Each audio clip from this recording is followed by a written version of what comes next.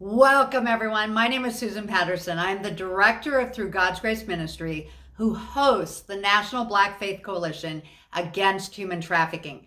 And you can find our website right below. Given that proponents of legalizing prostitution are using the Black community to justify legalization with comments such as, "We need to legalize prostitution in order to stop victimizing Black women." For that reason, you will hear from a panel of Black faith and community leaders who will share how legalization will actually severely hurt the Black community. You will also learn of a model that's being used in California where the police have partnered with nonprofits to talk to sex workers and offer them an opportunity to get out of the life. Many sex workers do not know that they're victims of human trafficking because of how the pimps have brainwashed them. Once they've had these conversations with the nonprofit and they understand how they can get community support, they will often leave the life. You will come into this event with our first speaker, Kathy Gibbons, a survivor of sex trafficking. From there, we'll move to a short overview of where we're at in the U.S. with regard to legalizing prostitution. Then you'll hear from our panel of Black faith and community leaders regarding solutions that support the Black community. Please do support our work by subscribing to this channel and liking and sharing this video. Without further ado, let's begin. The mission of the National Black Faith Coalition is to prevent human sex trafficking through collaboration, education, prayer, and sharing resources with other Black churches led by Jesus Christ.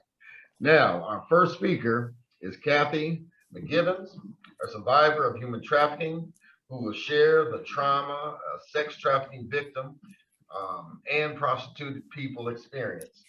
Kathy Mcgiverns is a national leader, author, trainer, advocate, and consultant in the fight against human trafficking. She is a member of several advisory boards, including but not limited to the U.S. Advisory Council on Human Trafficking and the A21 campaign. She has presented to faith-based organizations, educators, students, medical professionals, law enforcement, politicians, and leaders from all sectors of society. She has trained nonprofit organizations and individuals who aspire to become better advocates in the field of anti-trafficking. During her time as a program director, Kathy developed a trauma-informed restorative care program for adult survivors of trafficking.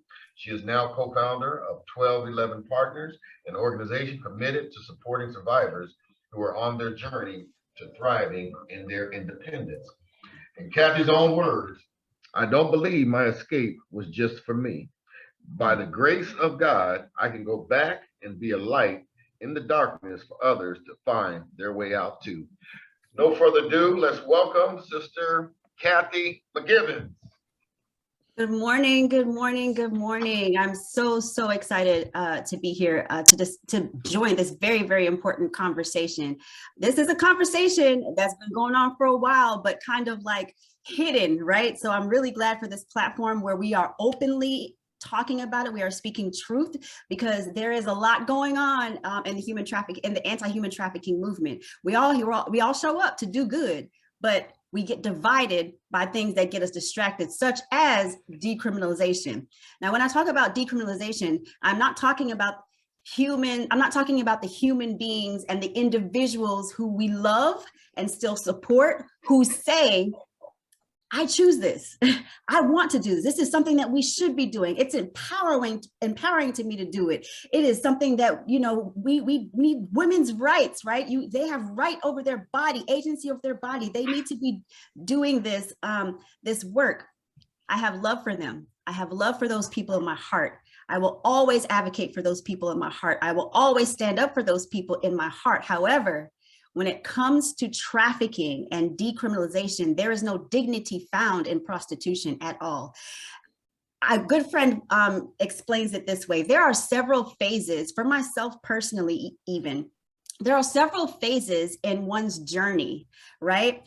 When I was in the life of trafficking, when I was being trafficked myself, and I'll get to how that even happened for me. But when I was being trafficked myself, there were phases in my journey that was necessary for me to go through. And in my mind, those phases were empowering at the time. So for me, it was, okay, well, I'm being trafficked. You know what? I'm going to own it. I'm going to own it because I'm tired of being used. I'm tired of being abused. I'm tired of being forced. So maybe if I switch it and say that I'm here for it, and then I'm going to show up, and then I'm going to do it myself, maybe it feels a little better. Maybe the abuse feels a little better. Maybe my reality, which was torn from me, feels a little better. Maybe my identity, which was taken from me, maybe it'll start to feel a little better if I say that I'm here for it myself. That was empowering for me in that moment. And that's what we have to understand. Everyone's journey is very different.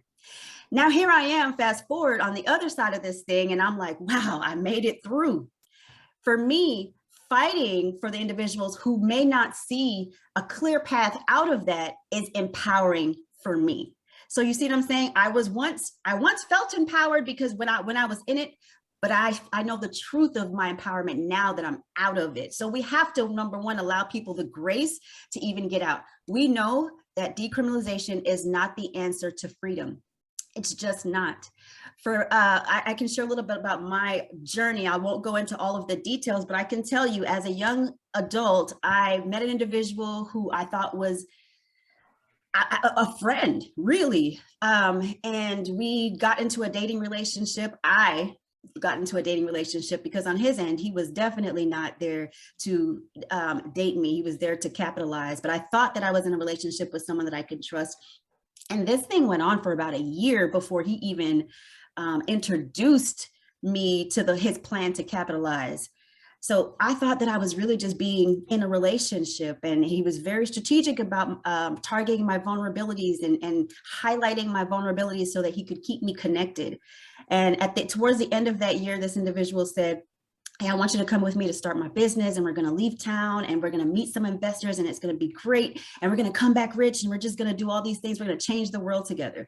Well, I left town with him, and I remember that evening that I was supposed to go, I felt something telling me not to go. And now, of course, I know that was the Holy Spirit, but I couldn't identify it as that at that time. There was something that said, don't do it. It was like I've never heard before. It was like I'd never felt before. However, I just chalked it up to my nerves because this is a guy that I met. I've never been away from my family. I've never been so trusting with anyone before. Surely I'm just nervous. Well, I ended up going with this individual. I left the city that I was in and ended up going with him to meet these investors. And almost immediately, the time that I got there, the moment that I got out of the car and walked into the hotel room, that's when, for me, the blinders just fell off, and I was able to see this individual for who he truly was. Violent monster. He was violent. He was very, there was no plan. You don't get a pamphlet, right? You don't get a training session to say, okay, this is what's going to happen to you. You got to prepare. It was almost like an outer body experience because it was just, boom, this is happening. Oh, by the way, here are the rules. And so he had other people there, and they're training me and telling me all these things. Mind you, I'm a church girl, raised in church, born in church, came from church, breathed, lived church. While I was being groomed by this individual, I was in church, missed all the signs. All of the people around me missed all the signs because we just didn't have the education back then. And so I'm in this hotel room, and they're telling me all this stuff. And so I just was like really trying to figure out what's happening. Like I couldn't even articulate like what is happening. When I did try to question verbally, I caught the consequences, and I learned very quickly, okay, we're not going to ask questions. I just got to do what he says to do so that I can make it back home, so that I can survive, so that I can live. And literally what turned into 3 months turned into almost a year of my life. And every single day was just living in the moment. Oh my gosh, how can I get out of this? How can I survive this next moment? Am I going to wake up tomorrow? And I'll tell you why. He was very violent. Don't get me wrong. I was forced to do a lot of things, coerced and frauded. All of the federal definition of trafficking, that was my story, except it wasn't just force, it wasn't just fraud, it wasn't just coercion, it was everything. It was all at once. And so I'll tell you why it was so difficult. Obviously, being trafficked and being forced into prostitution is a difficult life. that's a no-brainer. But for me, and from my perspective as an overcomer of trafficking, then a victim of trafficking, for me, what hurt me the most was the fact that the people that were participating in purchasing me were people that I was supposed to trust. And those people were the most violent. So when we talk about decriminalization of prostitution, when people say, okay, well, I'm doing this for myself, it's not that you have to worry about the trafficker all the time, because a lot of the harm comes from traffickers. But most of what I experienced as far as violence and harm came from those who were participating in purchasing me for sex. I've had to, and I'm going to get real, I'll tell you some of these personal details to drive the point home, I'm not saying this for shock value or to over sensationalize. I really want you to stay connected with me to really think about this thing. When I was in it, some of the violence that I endured, I remember having to get a bottle and smash somebody over the head with it because he was trying to strangulate me. I remember running for my life because I was in fear of being raped. Yes, those individuals who are being prostituted, yes, rape happens. Rape absolutely happens. Abuse happens. Violence happens. Every single night, there was someone that I was fighting off of me or trying to fend for myself. It is not a glamorous lifestyle at all. And contrary to what individuals may think that prostitution is empowerment, it is not. It is absolutely not. Not when you have to fight for your life. Not when you don't know what room you're walking into if these strangers are going to do something to you. Not when you don't know what car you're walking into if these strangers are going to do something to you. What kind of, do we show up to our jobs every day scared to turn the key to open the office? Do we show up to our jobs every day fearful of if our coworkers are going to do something to us? No. So when we think about that, we have to be true to ourselves and say that this is not empowerment by any means. Furthermore, if legalizing prostitution was something that was empowering, then we should put it in our college curriculums. We should put it in our high school curriculums. Do we want our children learning this? If this is an empowering job, absolutely not. So we have to pose the question and boldly pose the question to those who are for full decriminalization. We have to pose those questions, and it's uncomfortable conversations, and it can cause divide, especially in the anti-trafficking movement, because we're all here to show up for humans. We're all here to love. We're all here to change lives. We're all here to minister to individuals. We're all here to share the gospel. We're all here to share love, and we're all here to love like Jesus did. But the truth of the matter is, it is very divisive because a lot of individuals are not in the same journey. The journey that I talked about when I opened, they're not in the same journey of empowerment. They're not in the same place of their journey of empowerment. So they can't see, they don't know. Yes, they feel empowered. They don't know. I was just on a call and it was disturbing. I was on a harm reduction call, demand reduction call last month by some politicians, and it was very disturbing. One of the comments was, decriminalization in the Black community would help the Black community. If we legalize this thing, that means more African Americans can work and take care of their families. That means they can provide for their families. That means that they can show up for their families. And it left me dumbfounded, because if this is the option that we are presenting to the people that we are supposed to be serving, then, oh my goodness, we have a long, long way to go. So me personally, I'll go ahead and say it, I am absolutely against full decriminalization, because it's a personal thing too. And not just from what happened to me, from the things that I've witnessed out there. You can invite overcomers to come speak all day long, but you will never know what the true story is. I always say, as many times as I've shared my story, I've never shared my story. And that's because it's too deep. If I literally was to tell you what I endured from buyers and from the trafficker, and from what I endured in that specific dark life of that dark time in my life, this whole meeting would just blow up, because you wouldn't be able to stomach it. You just wouldn't. So the little piece of my experience that I am able to share, the little bit of my experience that other overcomers are able to share, if we think about that and we think that that's, we understand and process that that's not even the whole story, think about the harm that it is causing all the other individuals that are not yet overcomers, that are still in it, that are still enduring this type of pain and this type of abuse. So I am totally against legalization of prostitution. And I really believe that we need to show up for the individuals that can't show up for themselves. Again, with grace. We do it with grace. I still love people. I still love people. I can sit across the table from someone and they can say, well, I'm for full decrim. And I can say, I love you. I still love you. And because I love you, I'm gonna keep speaking up. And because I love you, I'm gonna keep fighting for you. And because I love you, I'm going to have to speak truth and let you know that this is wrong. It is absolutely wrong. And until individuals get to that phase of empowerment to where they're on this side of it, I'm on this side now, but I haven't arrived. It's a lifetime restoration process. So until they get to at least this side of it, we have to keep fighting for them, and we have to keep fighting in truth. And so partial decrim, we talk about partial decrim. What does that look like? We need to hold buyers accountable. We need to hold traffickers accountable. Individuals who are being prostituted, which are the victims, we shouldn't be criminalizing them. I said it, we shouldn't. We just shouldn't, because how can we differentiate who's causing who's the facilitator here? So the individuals that are being prostituted, yes, give them a pass, but definitely we have to hold some accountability for the buyers and the traffickers equally. Like I said in my, like I said earlier, a lot of harm, the majority of harm did not come. I was able to control the abuse of my trafficker, honestly. But the amount of harm that I endured came from those who were purchasing. So we have to speak truth. We have to keep fighting, and we have to keep fighting against this thing, and love people and meet them where they are, but love them in truth. Thank you, Sister Mcgiverns, for sharing.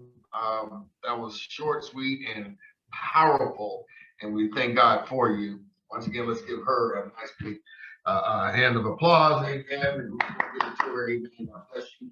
And so our next speaker is going to be Susan Patterson, a national leader in the fight against human trafficking and director of Through God's Grace Ministry, and has spoke to over 100,000 people in churches about human trafficking. Susan will provide an overview of where we're at in the U.S. with regards to legalizing prostitution. After Susan's short presentation, our panel of Black faith and community leaders will address the impact of legalization on the Black community. Let us welcome Sister Susan Patterson. Amen. Thank you, everyone. I'm just going to spend a few minutes giving the broad strokes of where we're at in the U.S. with regard to prostitution, the reasons groups are using to legalize it. Kathy already addressed several of them. And Kathy, I just love the way you came at this from a position of love. It was so moving. It was fabulous. Keep in mind that the statistics I'm going to provide are ballpark figures. We really don't have accurate statistics on this because it's almost impossible to get. Also, you may or may not agree with the position of the National Black Faith Coalition Against Human Trafficking on preventing the legalization of prostitution. That's fine. The bottom line is that we don't need to agree to work together to fight human trafficking. The first is the definition of human trafficking. I want to make sure everyone, because many people are in different places with regard to their education on this issue. Now, the reason why for labor trafficking with a minor, law enforcement does not need to prove force, fraud, or coercion is because some families are poor and they put their children to work, and that's not considered human trafficking, and we don't criminalize them. So how big is the problem? This is just one example in one city. So just so you know, there are thousands of these ads. So we could take the 2,700 and easily multiply it by 100 to get a sense of how big the problem is. This is the statement about law enforcement's 3% of the solution, etc., comes from a police officer at a human trafficking task force meeting.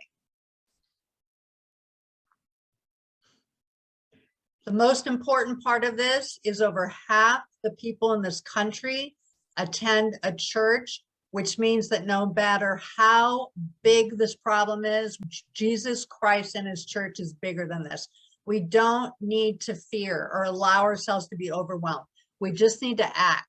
Through God's Grace Ministry is a ministry I created 11 years ago to focus solely on the faith community to empower them to act. And if you go to the Education Resource tab and scroll down, you'll find a section of videos, other resources that help the Black community to fight sex trafficking. So who are the pimps, human traffickers? So I'm just gonna let you read that. Now, given that over 82% of human trafficking is run by organized crime, you know, on the East Coast, we have the Italian mafia, the Russian mafia is serving the wealthy elite by bringing in women who look like models from Russia. Why is it that in so many of our documentaries and the media, we always see the Black pimp?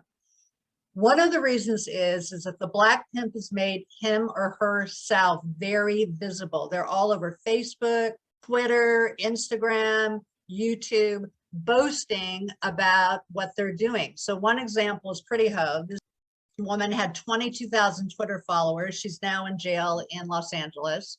And Pimp Snooki noticed he had 2 million views. When he got to about 150,000, they found him and they arrested him. I have this video for a reason. For those of you who are speakers, this one's really worth watching because this is in Hollywood. He goes step by step with regard to how he approaches women, how he has a stable break the new woman in, and how he disciplines them. It's very illuminating. But again, not all the traffickers are Black. Here's a case in Wyoming. This is what they look like in Wyoming. I'm just trying to disabuse people of this thing that I find when I go to so many meetings and talk to so many people that they think the trafficking is mainly happening out of the Black community. That's not true. So who are the victims? Now, what we're finding is the poorer that somebody is, the more they're overrepresented. For instance, in South Dakota, where Native Americans are only 9% of the population, 40% of victims of sex trafficking are Native American in that state. The Black community in the US is 18% of the population and represent 40% of victims nationally. In addition to the poor, we have the vulnerable. Foster children, over 70% of victims are from the foster care system. In the US, 2.8 million minors run away each year. 90% return home, but 10% don't, and they become victims of human trafficking. So who are the buyers? Studies have shown that 6.5% of men buy sex. There's many studies on this. Race had no profiling power. What that means is there's no race where there's a higher percentage of men buying sex than another race. It's approximately 6.5%. However, in the US, given that over 2/3 of the population is white, most of the buyers are white. So before I start the different models that are being proposed, it's important to understand the difference between legalized versus decriminalized. Legalized means the business is regulated. So in other words, there's rules in terms of hours brothels can be open, how often people need to be tested for STDs, where you can advertise. Decriminalized means no regulation whatsoever, which is why the people who want full decrim are advocating for decriminalization, not legalization. And this is their model. Full decrim means it's legal for all three parties. Their main argument is that legalization will drive the traffickers out. So I'm just going to let you read this. What they're trying to say is that so many people will enter the business of prostitution that the traffickers won't be able to do business. They're going to drive them out and there won't be any more human trafficking, but nothing is further from the truth. Model 2 is the sex worker's right, legal for the prostituted person, legal for the buyer, illegal for the trafficker. Their main argument is we need to legalize for the prostituted person and make it safer. And this actually is a valid point. The fact of the matter is that in most states, if a prostituted person is assaulted or raped, they don't come forward to report it because they wind up being arrested for prostitution, which is why in California we passed Senate Bill 233 that stipulates that a prostituted person does report a rape or insult, they cannot be arrested for prostitution. Their other argument is that Kathy mentioned is they have the right to work, it's their human right. However, no one has the right to legalize something that creates such trauma for women. If you care about women, you don't want to legalize prostitution.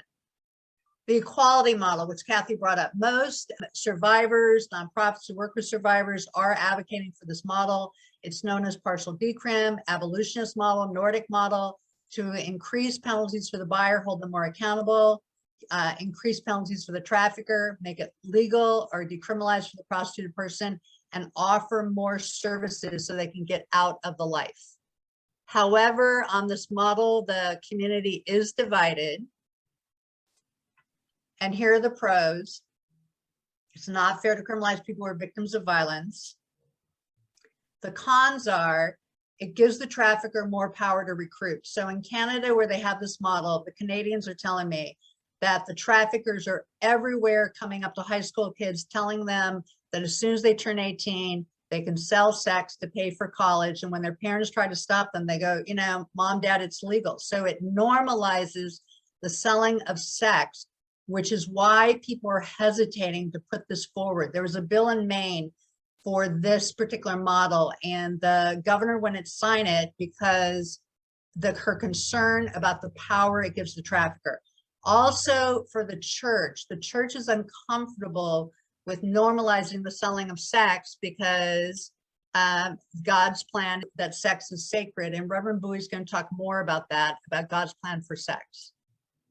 Here in California, we have what's called the victim-centered approach, where we reduce prostitution to a misdemeanor, and we really are approaching it from them being victims, which means in California, we do not arrest the prostituted person. We lowered it to a misdemeanor so that to not give the pimps that kind of power.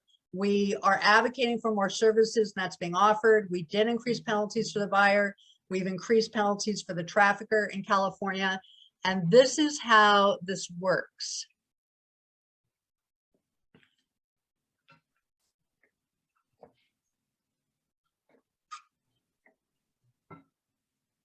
Now, both Karen Coleman and Ken Henry, they participate in this, representing nonprofits to take care of victims with the police, and they're going to talk about more of their experience about this.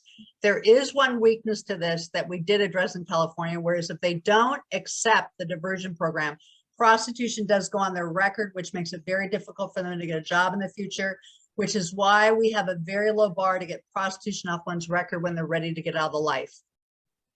Our hope is by the time we're done today, that you go online and Google, if you don't already know, how do I find my state representative, and tell them you do not want to see prostitution decriminalized or legalized in any way, because I'm telling you, this conversation's on the table for many, many states right now. So Ken is a community leader in the fight against human trafficking, and an often requested speaker in the Houston area with United Against Human Trafficking, where he's the coalition expansion manager that is acting to make a difference in the fight against human trafficking. So Ken, I'd like you to share with us, how does legalizing prostitution make it difficult for the police to find victims? Okay, thank you very, very much. And welcome everyone. I just want to say thank you so much for your time today and being here. Kathy just had to jump off. She has another event that she's speaking at that we knew about. So I just wanted to let you guys know that and say thank you for being here. So when it comes down, I'll be quick about this. You know, I've done a lot of work. So with the coalition building and expansion, I'm working very heavily with, law enforcement. I've done that over in California, of course, especially with us building the Compton Human Trafficking Task Force, now to being here in Houston, Texas. Now we do a plethora of services. However, coalition is, we're working with policy, advocacy, research, law enforcement, getting legislation passed. And so this is a very powerful thing when it's in regards to this topic that we're talking about. So like one of the things I want to talk about is like sustainable solutions. Now, in order to do that, you have to figure out, well, what are the barriers? And this is, again, from talking with law enforcement nationally, this is what they're telling me. This is what I'm seeing. This is from witnessing sweeps to trainings. There's 3 areas that are going to be the toughest if this is legalized. And that is 1, identity, 2, the investigations, and 3, fatigue. Now, what I mean by identity, from law enforcement perspective, legalization would seriously inhibit the ability of police to combat trafficking, rescue the victims, and arrest offenders. Rescued women are already, as we heard from Kathy, fearful of law enforcement, and mainly because of their traffickers, making them fearful and coercing them and frauding them. And it is difficult to get them to fully cooperate and self-identify as victims in a lot, especially if they've already been indoctrinated, right? Like Kathy said, she had to change her mindset just for survival. She had to go from, you know, the force, fraud, and coercion to just accepting this and trying to own it just so she can survive, basically is what she was saying. Now, when it talks about the HT investigations, research suggests that the legalization would increase the incidence of sex trafficking, as we have already clearly seen. If you know anything about what's happening in Las Vegas, it has become a training ground. Most all girls and women that I served over in Los Angeles County either came from Las Vegas, or they went through there at some point because it's legal. So there's not really much, and talking with law enforcement there, that they're able to really do because they legalized it, right? And unfortunately, what we found, which is very, very unfortunate, is that some law enforcement themselves, you know, have been caught being a part of that lifestyle. And so what law enforcement is saying, not only will it increase incidents, but it's saying that it would also, they have no doubt in their mind that it would hamper their trafficking investigations. Now, why is that? If I'm not able to arrest someone, then I definitely can't even get to the next phase of investigating, because I'm having a hard time identifying who's who. Some people are saying, I want this lifestyle. And then this other one that's truly being trafficked is afraid out of her mind to even come forward and say that she's being trafficked. So what it will do is hurt. And what we've seen, and I'll tell you specifically what I've seen in Los Angeles County, one scenario was when we had a girl that was trafficked she was a young girl, 19 years old.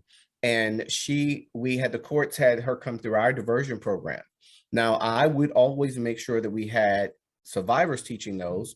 However, the way that we were set up, we can actually see, you know, who was in our office. And so after they would get done, they'd come talk to our team about services they needed. Well, this particular young lady, bottom line, came from Vegas, was coerced to come here, and by a friend, just like, you know, Kathy said all the time, it's a friend, whether it's a boyfriend, but this was a female friend who she thought was a close friend, telling her to come and they would have work for her. So long story short, she lets us know what was going on, that she was being forced and held in this house with a couple of other girls, and the pimp's mother was the one helping him with this operation and keeping the girls locked in. So when he would be out with other girls, she would make sure the rest of them, you know, get in line and don't try to leave. And so we actually was able to help her get rescued. Now, in that same class, another young woman said she didn't want to be rescued. She didn't want any help. But it was interesting when we found out her story. She got arrested because she exposed herself to the police on purpose, because that was her way of getting attention, because at that time she wanted to be rescued. And again, like Kathy said, there's stages that they go through even in their life. So we know of stages of change when someone's out, but I think it's very important for us to understand when they're in the trauma, there's also stages of that they have to go through, right? And that's different. So she, just from being rescued to coming to diversion class, something changed that quickly where she was not interested. Now, maybe it was her lack of faith in us being able to really protect her, or there was nothing solid. It could have been a lot of different reasons. But what I'm saying is we have to understand that the vulnerable populations with legalizing prostitution is going to be the ones that hurt. And again, if you take it like Southern California, as Susan has said, in each geographical location, it's going to be different because of the racial makeup. In Southern California, we got data from the Compton Sheriff's Department, LA Sheriff's Department. And so we knew overwhelmingly Black women, Black females, and Black girls were the ones. It was from 65 to 70%. This is between 2017 and 2019 that were reported cases. And we always know reported, there's more that we just don't know about yet.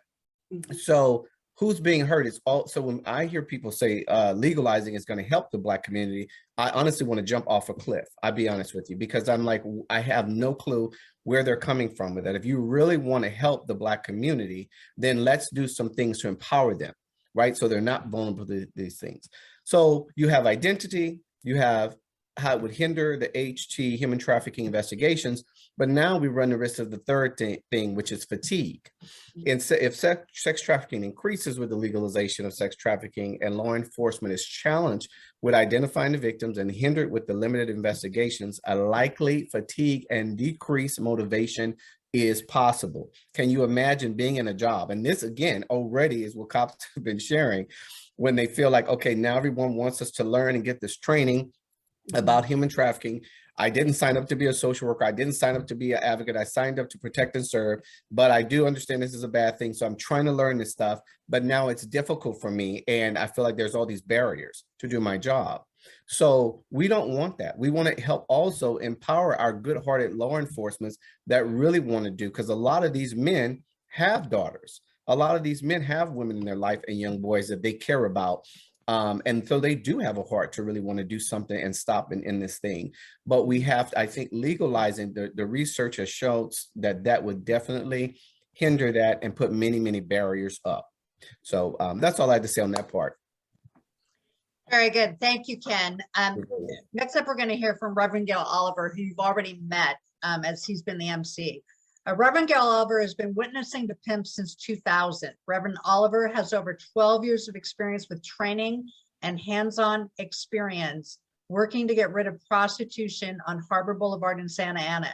He worked with a few pastors and a couple of off-duty police officers, helping, working the streets, talking to prostituted people from 10 p.m. to 2 a.m. every week between 2015 to 2019.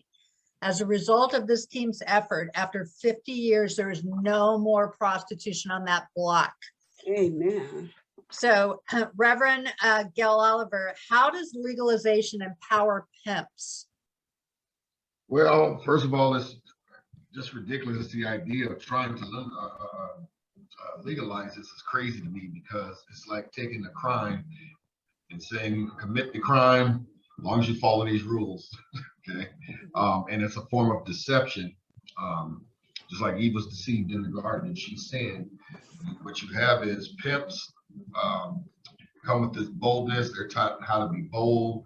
They're taught how to be basically slave drivers, if you would, how to mold, how to brainwash the girls, how to beat them and causes fear within them. And as you well know, there's three types of pimps. You have the CEO pimp, you have your gorilla pimp, and you do have your Romeo pimp. Okay. And so I was at the store last night. Let me give you an example. I was at the store last night, and one of the store managers in Walgreens was helping me, but he said they were being robbed at the time. Somebody was trying to steal, and he was keeping an eye on that person stealing at the same time.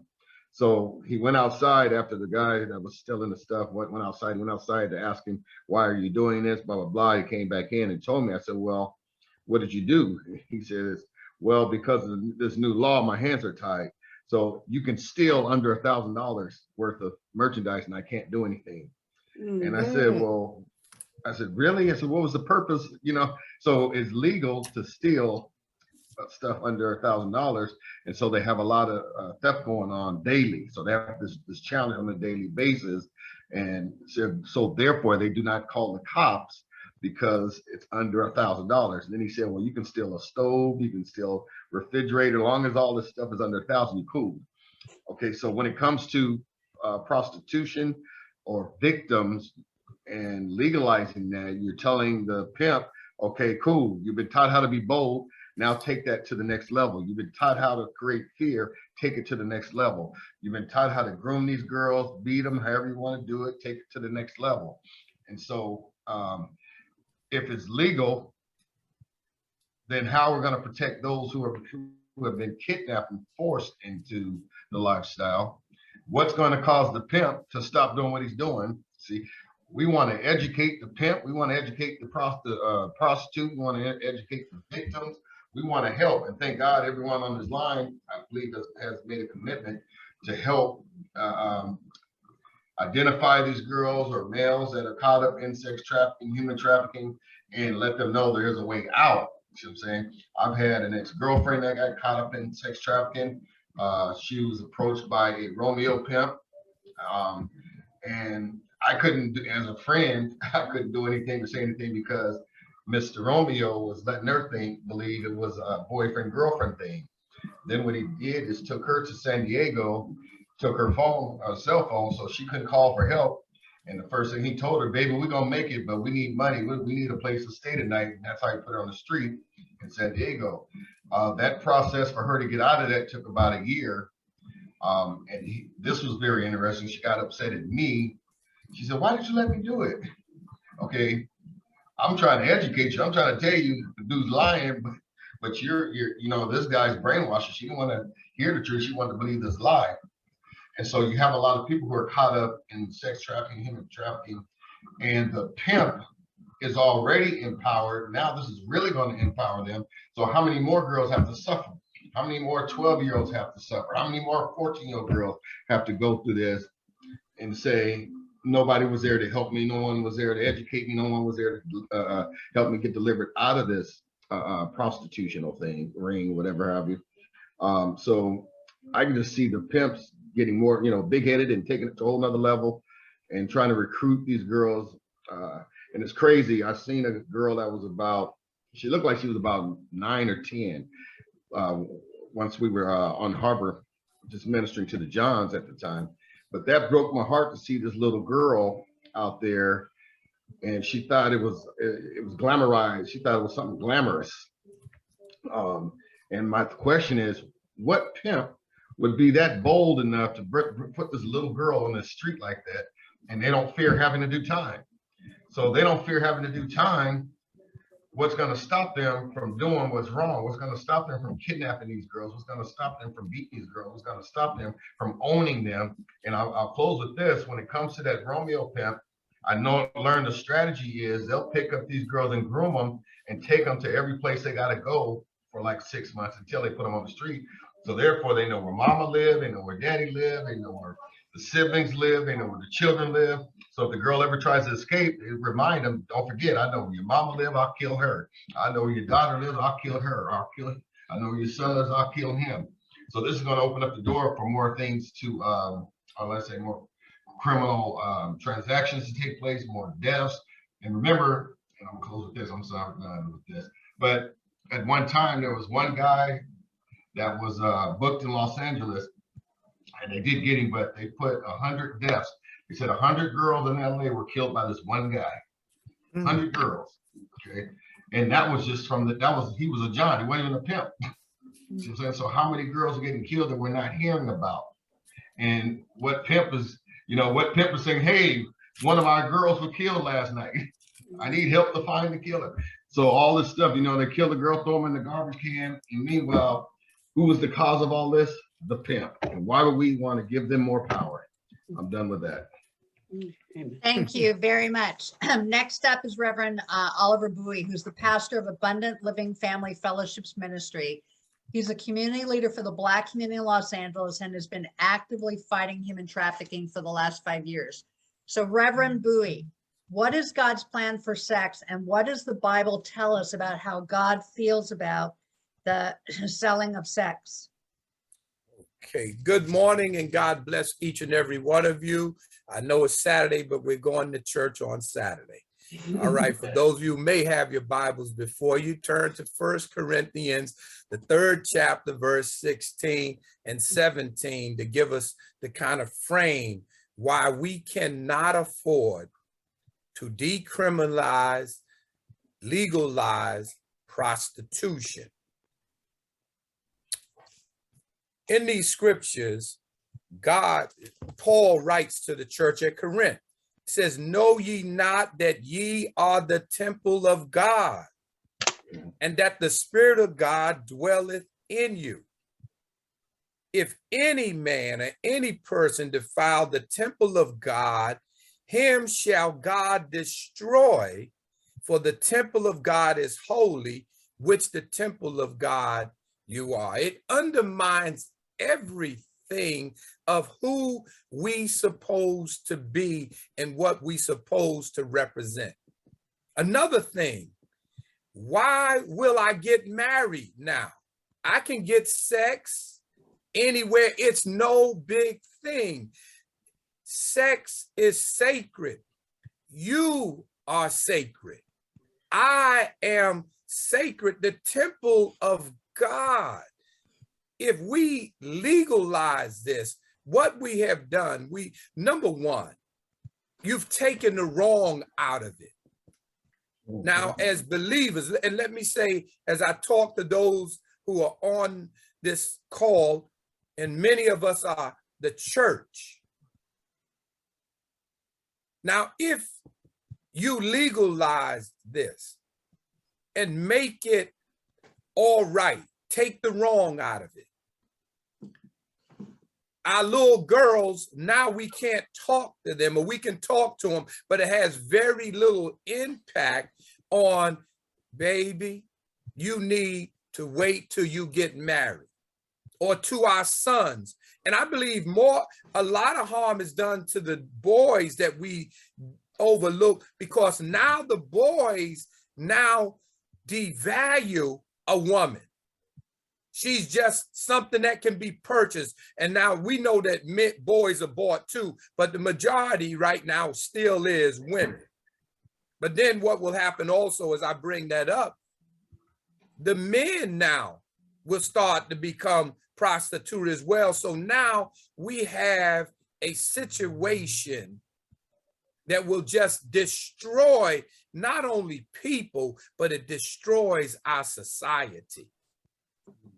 How many of you know, those of us who are Christians, we know that the foundation of everything, what a society will be, is based on God's plan for the family. And God's plan for the family is a husband, male man, and a wife, a female male. And because we have violated this rule, just that rule, you see how bad society is right now, right? Now, I used to be a deputy sheriff for the county of Los Angeles. 80% plus of the people that I dealt with came from a single family home. And the majority of them had violated the rule of God here, of one, understanding that they are sacred, understanding that they are the temple of God. And not only that, it undermines the church, because if they legalize it, guess what? Now, what is the church saying? It's outdated. It undermines everything. If we do this, if you think things are bad now, we can't even imagine what this will do. Now, no one has to say it, but think about those of us who are on the line who may have had sex outside of marriage and we weren't prostituting, how it made us feel, the impact it has on your self-esteem. What we began to do, we began to even further the progression of devaluing human beings. So now what? I can be bought for $1. I'm only worth $1. When here in the church, this right now, this is a clarion call for the church more than ever, that we've got to stand up against this evil as we've never done before.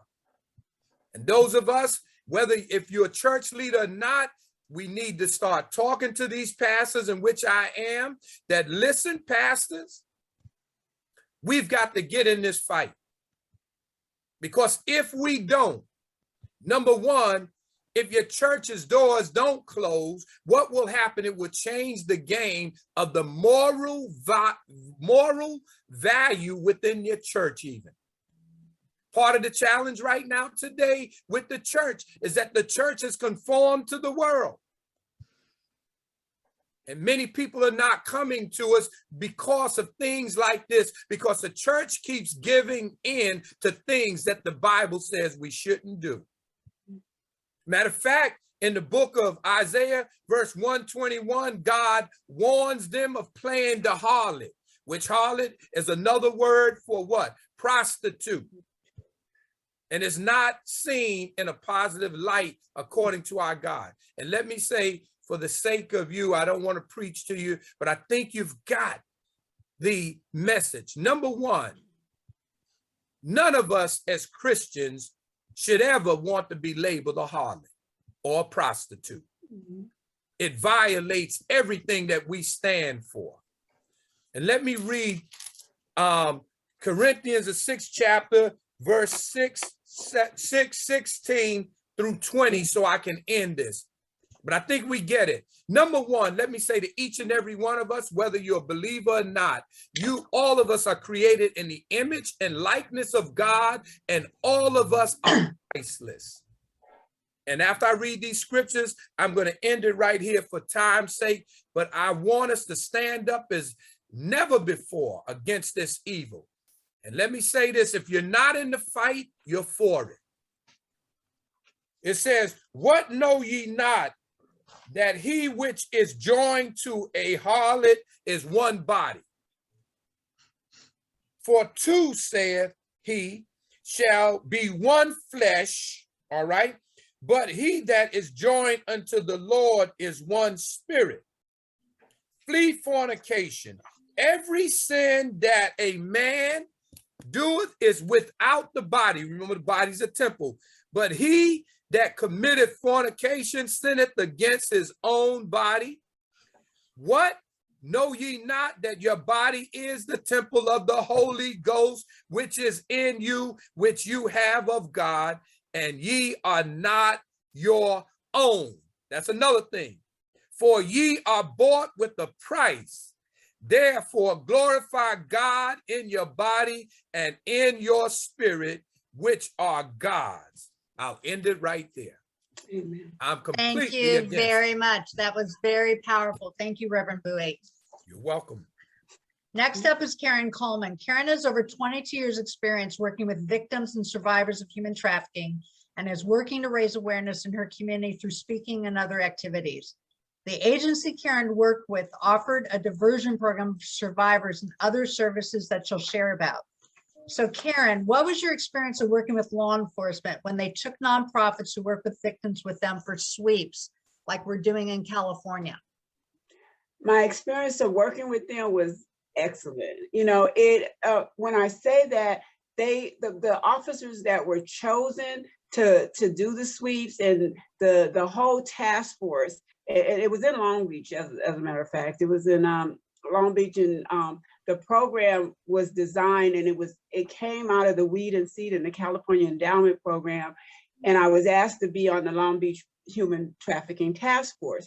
And what you just asked is, that's how the police and the FBI and everyone was able to come around this table. So one of the biggest things about going with the police department, I'm gonna just say that real quick and I'll give you an overview of the program.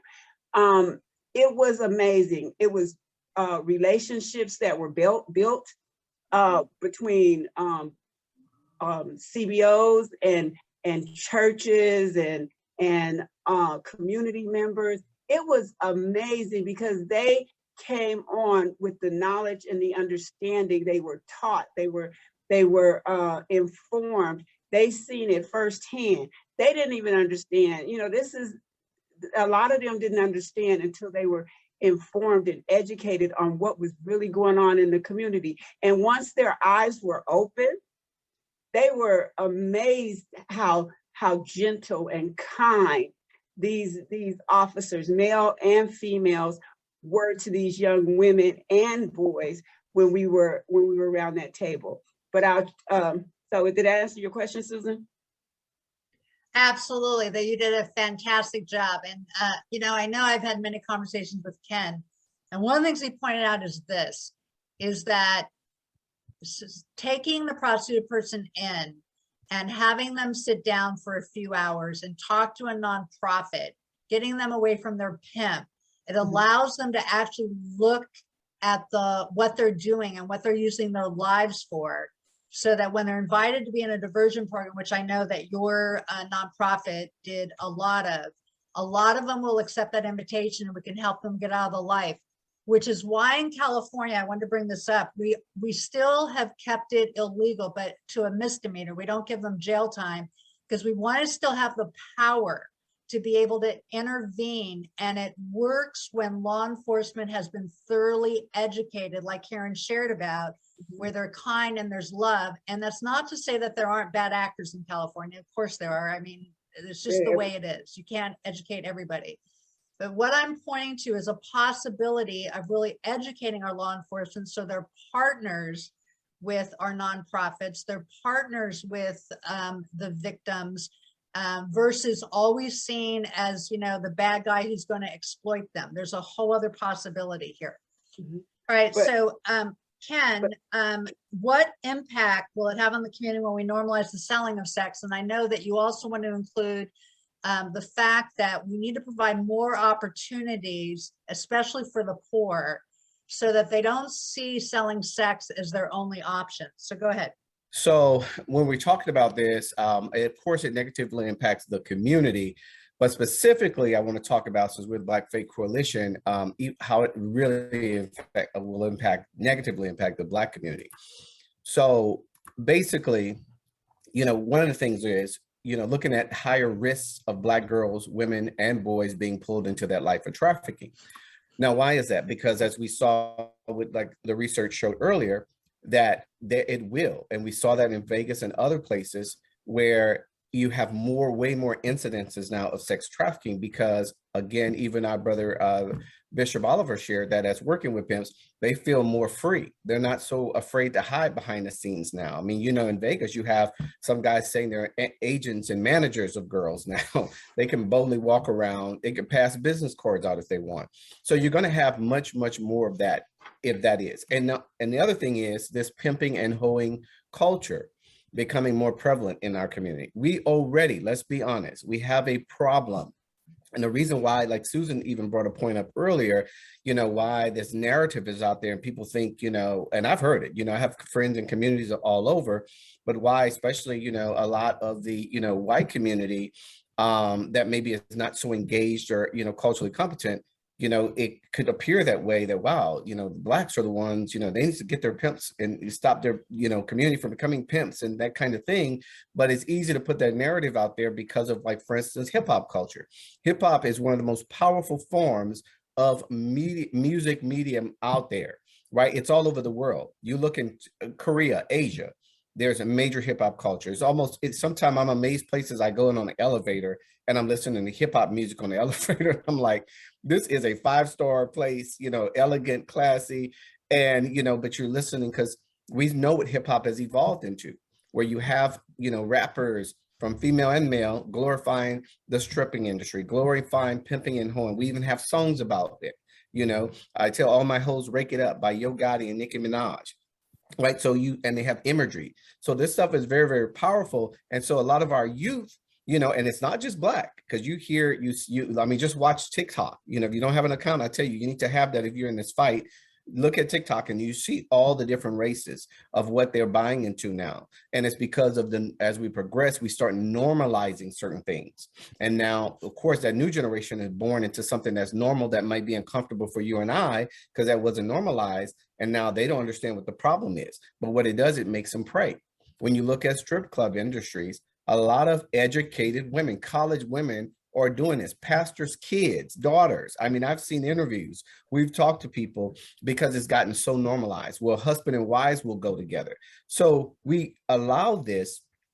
Not only will it prevent officers from being able to intervene and actually rescue people, that really, really want to be out of their life, but now it's going to really start to fragment our community. And then the other thing is, like I said, just the strip clubs have been normalized and glorified, that as a healthy way of making money. People are going to actually look at that as, well, I guess because it's legal. And think about naive folks. Think about how that will play into the hands of the trafficker so well. Like if it was so bad, why would it be legal, right? And so we will be faced with that. And the other thing is sustainable solutions. And this is kind of what Susan was sharing that she and I talked about. Attack on the demand. We already know that that's the main issue, is the demand. If you kill the demand, traffickers will have no choice. If nobody is going to buy sex, they're going to have to figure out another way to make money, because to them, honestly, it's not worth the hassle. They want the money. The money is what drives them. The money is what inspires them. So continue what we've been doing through the nation with hard time for traffickers, giving them hard jail time. But also, I don't believe in just throwing away the key. So we want to be able to still rehabilitate them. And I think the church definitely needs to have that charge, because our number one goal and call is to love, no matter what, who's doing what. And if we can't do that, then we need to question our own fate and where we're at in our walk. But we need, because no child, God doesn't send any child here. And I believe that heart and soul, as someone that wants to abuse and traffic someone. Somewhere along their journey, something happens to them, whether they're exposed to or it directly happens to them, that changes their mind and hardens their heart and makes that okay for them to treat someone like that. I'm proud to say that, I see momentum here in Texas. We're the first state in the United States to make it a felony for sex buyers. So if you buy sex, that was passed this past September. Now I'm working with the same team that has successfully done that to try to do it, because we're now building in Louisiana. So we're going to try to work on legislation there as well, because if we get that word out and people know that they will get a felony for buying sex their first time, and how that would negatively impact their lives, they'll be afraid. And that's what we want. We want more things like that, right? Then you have economic empowerment. Give employers, this is another one we're writing up right now, is giving employers tax break incentives for hiring sex trafficking survivors and those who are at risk. Because at the end of the day, we know that it's part of long-term solutions that's sustainable. Like, if they had jobs and a way to make a livable wage, who's going to really choose to go subject themselves? Even the women that are saying, this is what I want to do, my body, I have agency over, like Kathy was talking about earlier, but subjecting themselves to that pain, abuse, if they knew that they can do something to create a livable wage for themselves, where they're not in harm's way of being raped and beaten and all those things, right? And then creating a pathway to careers, which means, I'm talking to Texas Southern University now with some of the professors there that really care about HT. And basically, one of the things they're trying to get grants for is educational grants that would allow survivors to go to school and learn a skill, get education, get degrees, and those who are at risk in those communities, right? Now, of course, we have Pell Grants or whatever, but we're like, again, that hurts people with loans. So we're trying to do creative, innovative ways to really show that correlation between sex trafficking and economic empowerment. And then the last thing, which is where we come in, I believe, and Susan shared a slide earlier about that percentage, and I'm so grateful she did that, about like, law enforcement is 3% of it, and, the advocates are 7% of it, but it's going to be the community. I believe the statistics was over 70%. So that's exactly, because we have to teach them. We all need that, even us that have not been, tons of research have showed this, us who have not been trafficked. We need to learn how to build healthy community. Most of us find that through churches, whether we grew up in a church or we realize the life I've been living and the people I've been around is not cutting it for me. These people at church seem very nice. I think I'm going to take my chances with Jesus here and creating a healthy community that you can have people pour into you, pray over you, have resources that can help uplift your life. And then host families. A lot of churches, can work with nonprofits as these survivors who are pulled out now are getting healed and being healed from their trauma, can act as safe houses and host families, whether that is having someone live with you, while you're working, they're working with, partnering with the service providers, or it's just that every now and then you're taking them in for a meal, you're checking on them, mentorships, life groups with churches. That's another way of kind of being a host family in a way, is that making sure that maybe there's a ministry in your church that strictly is for outreach of human sex trafficking survivors. And you work with, service providers to figure out who they are. And any of them, because most of them, like Kathy, you'll see, that's a certain percentage where Kathy said, I grew up in the church. I was church girl. That's all I knew. I was born into that, but still I was pulled into that. So for someone like her, they're always going to want to come back to that, to God. And so it's great to have a place like that to make sure that we pull them into, to help them find healthy community there. And then I think something goes unmissed a lot and untalked about is financial literacy. Is making sure they understand how to even have how to do a basic household income for themselves, right? How to budget their money. Because if you don't know where you're going to stay and how you're going to feed yourself, it's very hard to think about healing and anything else when your basic life needs are not met. So sustainable solutions to human sex trafficking, we really believe we got to look at attacking demand constantly and aggressively, economic empowerment, because we know that is really going to be the end all, and then that community to make it sustainable. And that's all I have. So one of the things I want to bring up is we talked about a diversion program, which is helping victims get out of the life. And one church went to the DA and partnered with them and created their own diversion program that follows state guidelines, but talked to them about the love of Jesus, and also offered them community support where they invite them into their singles groups, help them get a sitter for their child, you know, things, their Bible studies, things like that. And as a result, they had 100% success rate. Because if we just put people through diversion programs and they're back out on the street again, what do you think is going to happen? They're going to come back in life. They need community, which is what Ken was referring to. So for those of your churches, it's something to think about if that's being offered in your state, is talking to the DA about how you can partner. So next up is Arthur Scott and Sheila Thomas, who are leaders in the faith community to bring about a more just society with effective political advocacy. Their goal since 2017 has been to bring awareness of human trafficking with civic academies hosted by One LA, South LA leaders, churches, and nonprofits, so the faith-based community can no longer stand idly by. So Arthur, we're going to start with you. So if someone wanted to find out if a bill to legalize prostitution was on the table in their state, how would they find that out? And how can they find a group in their state to join to fight this? Well, one of the first things you do easily is just you Google. You go out there, you can Google sex trafficking task force in your area. You can, there's a lot of ways to the internet in order to do that.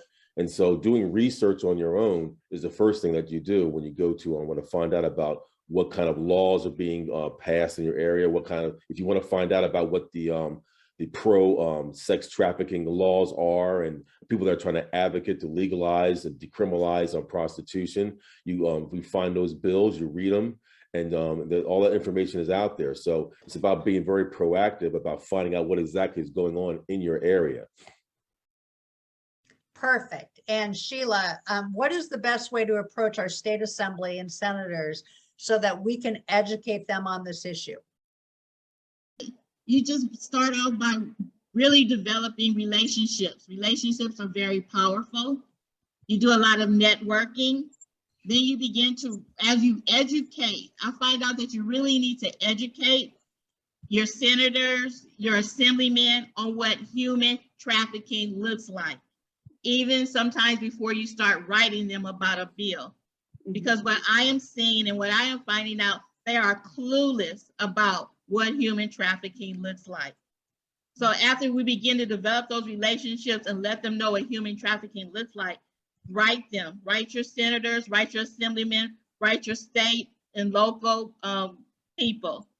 And also, even if you see a bill happening in Texas and you are in California, support that bill, because you never know if you are next. Perfect. Outstanding. Susan, really quick. Please go ahead. When you talked about the diversion program, it was really, it was called My Sister's Keepers program in Long Beach. And one of the major parts was the police department. And, you know, the funding was there. You know, it's like once the things go, fundings go. But the major component that I saw, and I have to give Kathy Gibbons, she's a queen. That's all I can say. Because as the mentor, one of my components when I worked with Helpline Youth Counseling for over 22 years, I wanted the components for the 18 and above. We were doing a lot of work and the 18 and above mentoring program. And when I say that, Ken just nail pointed it really good. But one of the parts was the mentoring, the getting them mental health, getting them jobs. It was one of the big pieces and challenges that we had were getting, especially for the 18 and above, is getting them shelter and housing or in a program, because they don't have many, they didn't, when I was there, a lot of programs for the victims 18 and above. And when they're 18 and above, they stop looking at them as victims. And it's sad because that's where my heart went to, because when I was sitting around the table and when I was doing direct services, those girls were being trafficked and I didn't understand their stories. So when I tell you, and my heart went out and I went to my executive director and I said, Jeff, if we're gonna be around that table, we need to have the mentoring piece, you know, and like I said, there wasn't a lot of money, you know, nonprofits and everybody was scrambling for the money. But at the end of the day, it was churches, it was, you know, the Homeland Security, it just grew. Probation, DCFS, the Long Beach Human Trafficking Task Force grew tremendous. And that's when Doug Halbert, the city prosecutor, you know, he was pulled in. My sister's keeper, I don't know if Mary Walker is still on here, because she was around the table as well, because I would refer girls. And my job was to personally, because we didn't have the funding and money, but I wanted that program so bad.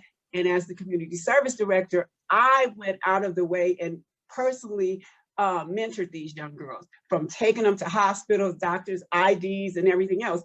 And what Kathy said about the story, I was able to sit and hear the stories, and they're, you know, your heart breaks. But then when your heart breaks, you want to step out and do something. And that, you know, the survivor stories are so critical. And she's at a place where God is so good that she's able to share it. But I'll share with one story, then I'm gonna let people talk. We, on the Human Trafficking Task Force, not the task force, but the My Sister's program, we had two stories, and Ken probably remember them. We had a 9-year-old girl that the police on the task force was able to, she was being trafficked in Long Beach. And, but she was being trafficked by her older sister who had a mental problem. When they brought her into the task force, not the task force, My Sister's Keeper program, they wanted to charge that mentally ill girl that did not have any capacity of what she was doing, didn't even understand it, of making her the trafficker. With the program, the My Sister's Keeper, and having all these organizations around the table from Long Beach Mental Health and everybody else, we were able to identify her as being a victim, her and her sister. So it's very important to have a victim-centered approach. And with that victim-centered approach, God be at the head of it, because we're not gonna be able to fight this fight. And that's why I'm so, and I'll say this and I'm done. I was so grateful, you and I met over when you first came to the Long Beach Human Trafficking Task Force and you gave me a book. And then from then on, it's just been a relationship that is amazing. But it's not gonna be fought in the natural. Pastor Bowie was so correct. I mean, as I'm walking, I'm out there, you feel these spirits. If you go on Manchester and Figueroa, and there's a lot of other places, we can name a lot of them, but that's where I'm targeted right now. You feel demonic spirits. And you have to be the church has to take on that role. The church is gonna have to be, because he said, God can't use no coward soldiers. And you have to educate yourself. So it's so important. I'll tell you about a story that just happened, and this happened in LA right now. One of my church members, she might even be on, because she said, she called me, she said, Sister Karen, did you hear about what happened to this 16-year-old girl that was thrown over the freeway on Manchester and such and such and such? And I said, no, I really don't listen to the news. And she said, I just wanted to ask you, is that human trafficking? Because I know you know. I said, as she shared the story, yes, it was. It's a message to other young women, and it's a message to, this just happened on Wednesday. And she said, but she was a straight A student, and could she come home and be trafficked and still go, you know, come home and do her stuff and still get her grade? I said, yes, she can. She could come home. If they can have her on Friday and have her back by Monday, and threaten her with all kind of coercions and whatever the case may be. And she may have, I can't answer it. I only know my own family members and how they were trafficked, but definitely. And I told her to join the call. I'm sure she's on. But at the end of the day, it is so vital that you educate, because God gives us wisdom. And that whole task force, like I said, it was called My Sister's Keeper. And it was amazing because the girls would share their stories, and we have to be very conscious of not, your testimonies are powerful, but don't put them out there before they're ready, you know, because at the end of the day, it's going to take years to heal. And Kathy said that herself. The young women I'm dealing with now, it's going to take years to heal, you know, horrific. So I just need to share that. Thank you for the opportunity. God bless you all. I also want to invite you to ask questions now. Thank you. I had a couple of questions. I'm in Chicago. My organization is called the Ezra Project, and we've been going for about a year and about 2 years now, well, pre-pandemic, and working with other groups. But we really want to expand and do a number of things that you're talking about, including getting into legislation and so forth. And so one of the speakers mentioned how to supporting bills in other states. That was Sheila. Right. How do we do that? Go ahead, Sheila. I'm in Illinois. Help me figure out how to support you. And you've given me some information on how to push the agenda in Illinois. So thank you. It's called relationship power. Just as you meet with people here, you tend to put yourself out in. Human trafficking takes a lot of work. It takes a lot of time, and it's very patient. So just as you heard Ken discuss what goes on in Texas, and you've heard what Ken says, then you can you network with Ken and you say, you know, what is going on in Texas? How can I help you support this bill? Also, as was described by my partner, Arthur, you just go under Human Trafficking Task Force in different areas, and you kind of find out what goes on in different areas. California's, for us, we have different bills that are listed every single day under California legislation. So if you even Google legislation in Texas, legislation in Georgia, you will be able to actually find out what is actually going on in each part of the country. If you go under different task force, you'll be able to find out what's going on. Just as described by Rima, I met Rima through this organization, and I have been attending those task force meetings, and I have signed off on those letters. If I hadn't put myself out to be educated on what human trafficking looks like, then I would not meet the people that I have met. So just go on different websites of each of the states, look under and find under bills, you'll be able to see what bills are going on in each state. So just networking, continue to network, continue to build relationship power. So we have power, and every single day talk about human trafficking to someone, and you'll be surprised at what reactions you have. First, I just want to say thank you for allowing me to be in this space. I'm coming in from Washington, Tacoma, Washington. I'm a member of the Puyallup tribe and a part of Ways Forward Washington, which is Washington Against Sexual Exploitation. We're currently, we're, how do I say this? Seattle has kind of moved towards legalization. And so what we've seen happening on our streets in Seattle is kind of turning back in time to that initial, sensationalism of prostitution, where we're seeing it up and down the streets again because it's in full view and our law enforcement can't do anything about it in the city of Seattle. The decrim groups are working against legislation that we're putting forward to increase exit ramps. So we have a bill in Washington, it's House Bill 1989, to increase exit ramps and service providers across the state, not just centralized in the city of Seattle, to support adult survivors of commercial sexual exploitation. These decrim workers and their large groups and attorneys are they're chipping away at every piece of our legislation every year in really subtle, hard to see ways. And I don't think our legislators can see it, just in language, like chipping away at bits of language. This one, they want to take out the word exploitation, and they want to take out the word exit paths because they said exit paths is shaming. And exploitation, they're victims of crime too, but they don't see themselves as exploited, so that's one of the things. But my question, I guess, is when you're searching through this legislation, like what are you guys seeing as passive ways that they're chipping away and moving towards full decriminalization with little bits every year? Are there any buzzwords that we need to be searching for in our legislation to make sure that those pieces of legislation aren't passing under our radar?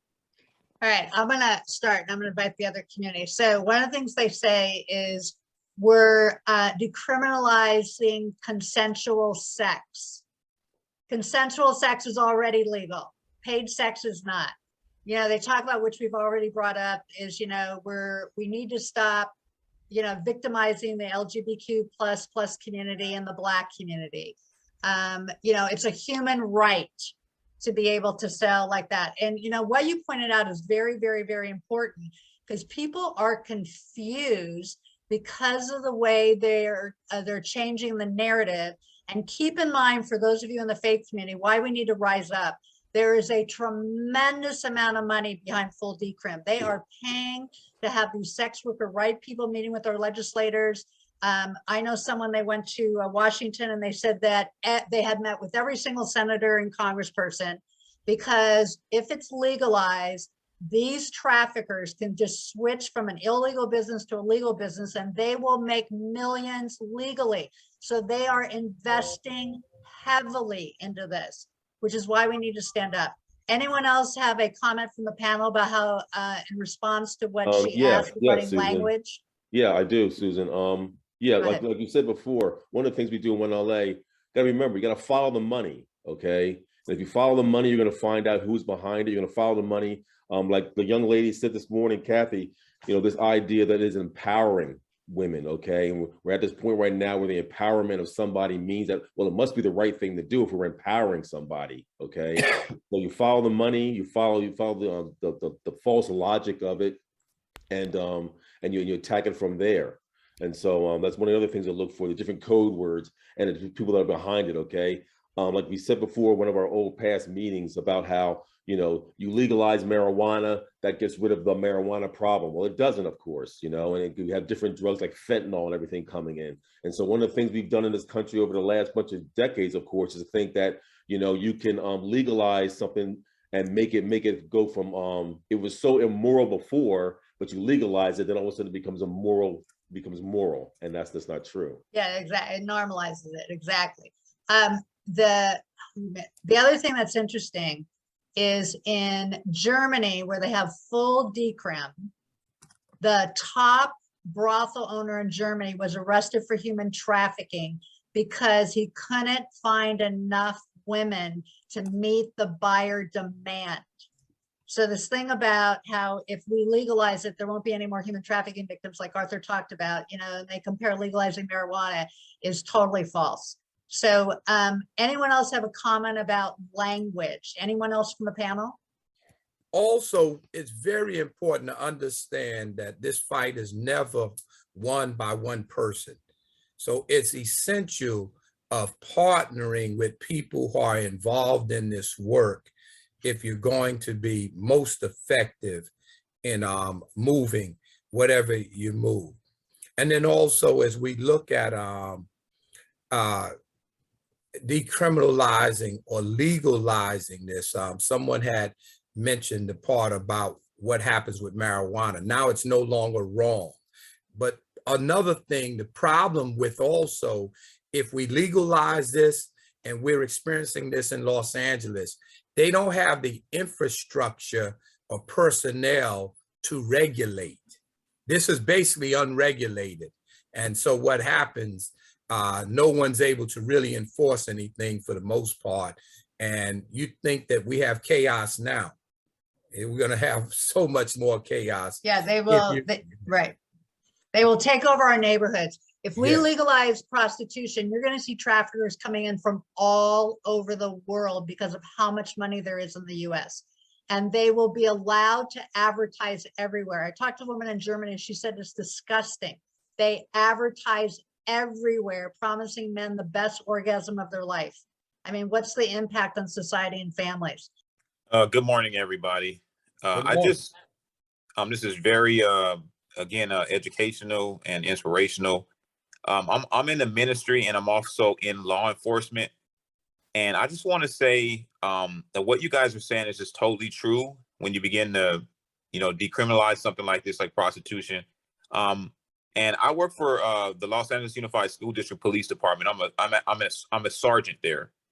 And we had a situation, I don't know if you guys watched the news, where we were defunded and we were removed from the campuses. So we can no longer, be stationed on the campuses. And once that happened, we've seen just a tremendous increase in the amount of prostitution of our students within the Los Angeles Unified School District, pimps, and the boldness that has occurred since this has happened. They are able to just kind of like walk up to the campuses. There's no deterrence and able to talk to a lot of our students. We saw the tragic the situation with Tiani Theus, found on the side of the freeway. She was a student. So again, like I 100% in on it with what you guys are saying. So how do you deal with individuals who are incumbents, who are sitting in these positions, who are bringing forth all this legislation? What are some of the things we can do to deal with those specific individuals? Thomas, before they answer that, I want to share with you about 5 years ago, and you know this, in LA Unified, they took off probation officers off all middle schools and high schools. And that was a prevention program. It wasn't, and they used buzzwords that we're labeling them. When we, in our prevention program as a nonprofit and coming in on the outer ends of coming in, because we were sent into the schools by the probation department, we were CBO, my program.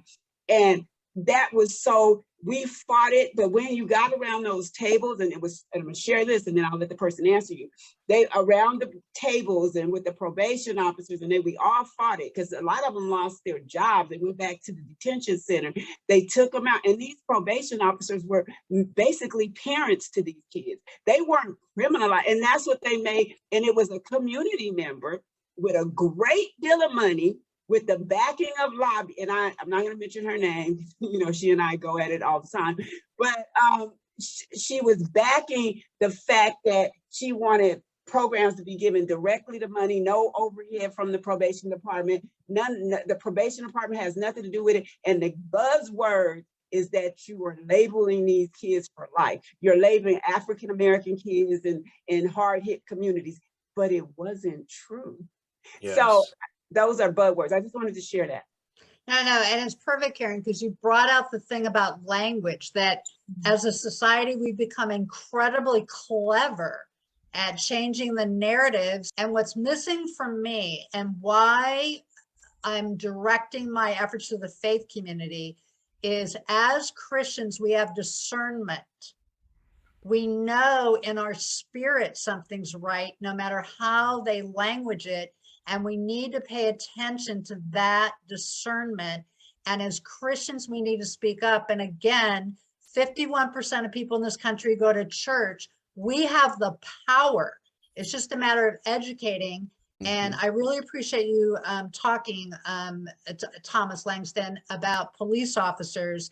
Is too often the languaging around full decrim is to demonize law enforcement. But the example that I shared and Karen and Ken supported is that through educating police officers that these women are victims, you can set it up so they aren't being criminalized while still keeping it illegal.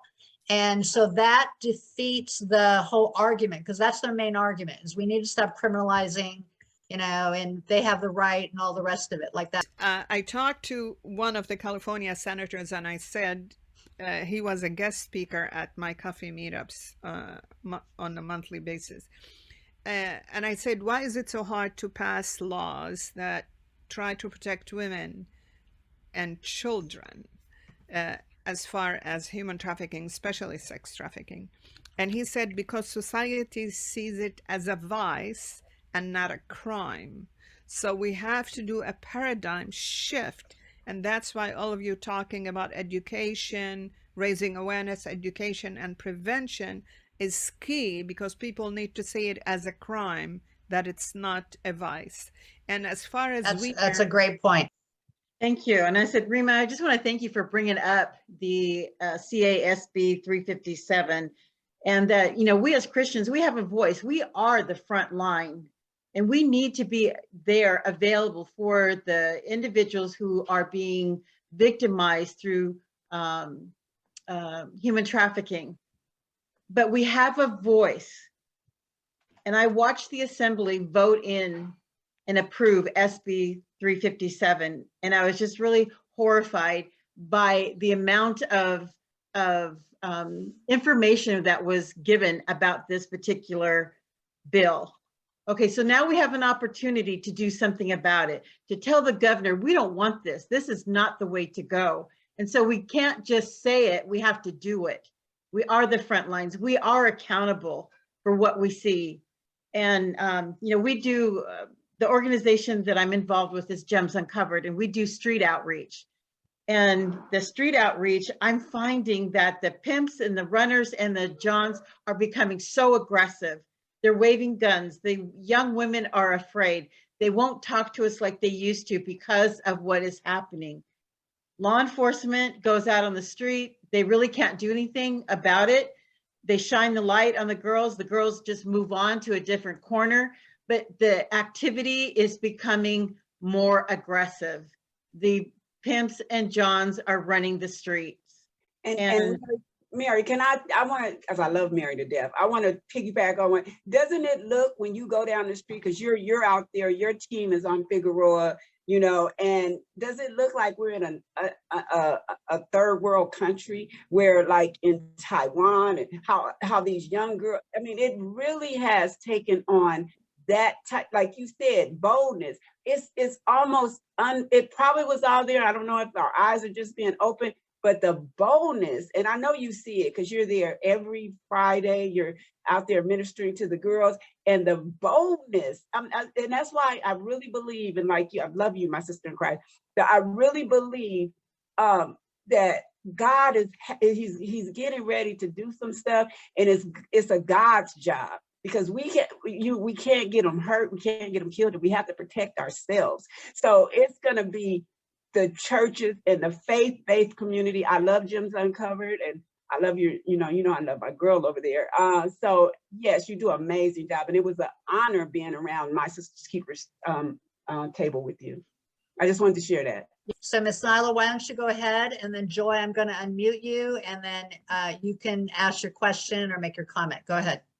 Okay, mine was just actually a comment. So I was listening to Karen, and I was listening to, I guess, the officer from that used to be in the school, but they're absolutely right. I am a Los Angeles County probation officer, and prior to being, I had a school position at one point, and I also had an intake position. But those are vital positions for people who are aware of the human trafficking in order to be able to communicate with these kids. These kids, you know, as a probation officer, they think of us as their parents. They get to school in the morning, they check in with us. Before they leave, they check in. If something's going on with their day, they're calling, you know, so we probably have a better rapport than their own parents, because a lot of times when things are going on and we have knowledge. And, you know, for me doing it with the intake, and having those girls come through the intake and being arrested, and I have to actually speak to parents. Parents didn't understand, but I understood. And so it's been on, like, you know, since 2014, I've been doing training with the human trafficker till when I got to the kids in the intake, I understood how to talk to them even before officers were trained and knowledgeable about it.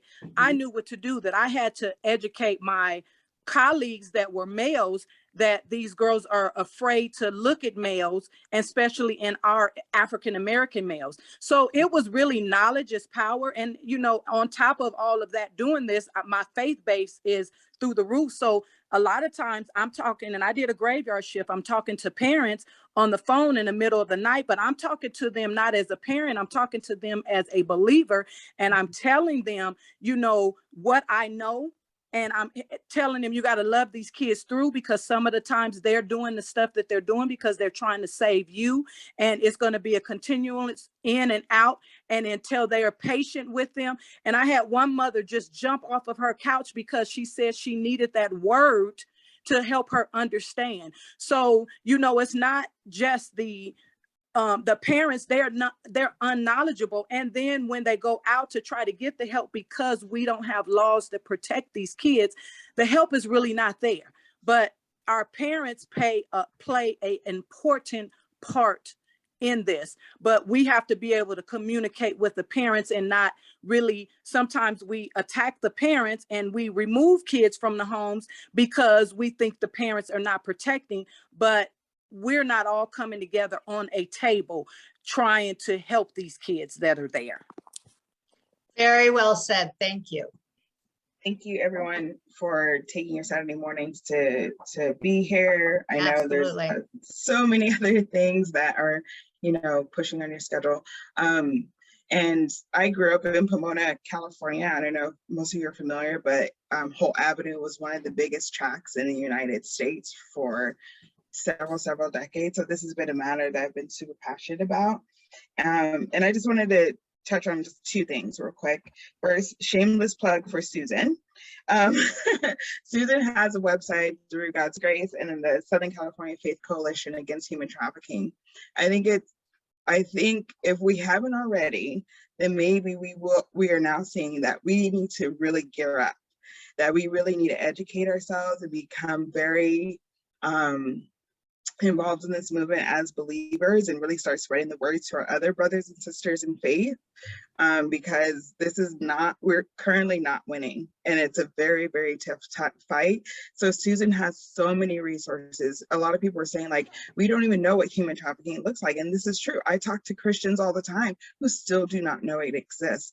So she has a ton of resources. She has a YouTube channel, and I know that maybe some of our other panelists here probably have a lot of resources on how to educate believers, on how to educate our community, how to educate our friends and family what this issue actually looks like.